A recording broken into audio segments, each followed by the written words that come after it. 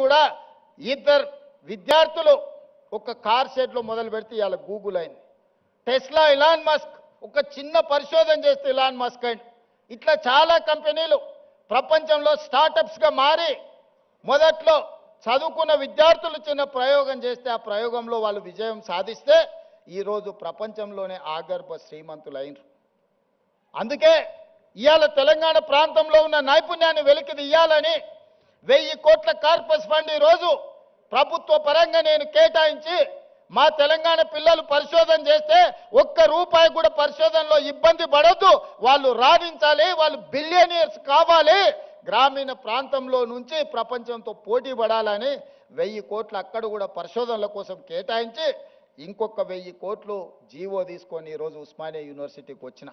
ఉత్త చేతులతో రానని ఆనాడే చెప్పిన. ఉత్తుత్తు మాటలు చెప్పే అలవాటు నాకు లేదు. ఎందుకంటే వ్యవసాయం తెలిసినోని, గ్రామీణ ప్రాంతం నుంచి వచ్చినోని. మన చేనుకు ఏ పురుగు పడితే ఏ మందు కొట్టాలో ఏం ఎరువేయాలో తెలిసినోని. తెలంగాణకు పట్టిన చీడను పీడను ఎట్లా వదిలించాలో నాకు బాగా తెలుసు. వాళ్ళు అనుకుంటుండొచ్చు ఎంగిల్ పీస్ రాదని. జర్మన్కు, జపాన్కు, చైనాకి ఎంగిల్ పీస్ ఏం రాదు నాయన. ప్రపంచాన్ని ఏలుతున్నది చైనా, జపాన్, జర్మనీ.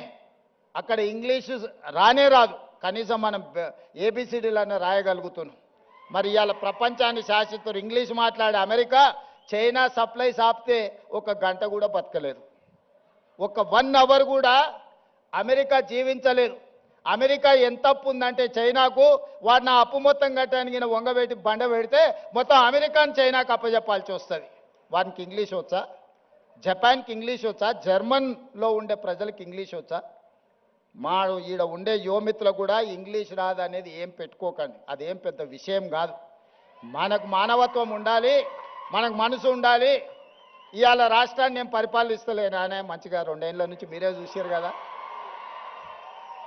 కావాలంటే 10 మంది ఇంగ్లీష్ వచ్చిన వాళ్ళని ఉద్యోగస్తులను పెట్టుకుంటే మాట్లాడవా అని చెప్పొచ్చు ఒకరి తర్వాత ఒకరిని. మా తమ్ముళ్ళకి, మా చెల్లెళ్ళకి నేను అదే చెప్పదలుచుకున్నా.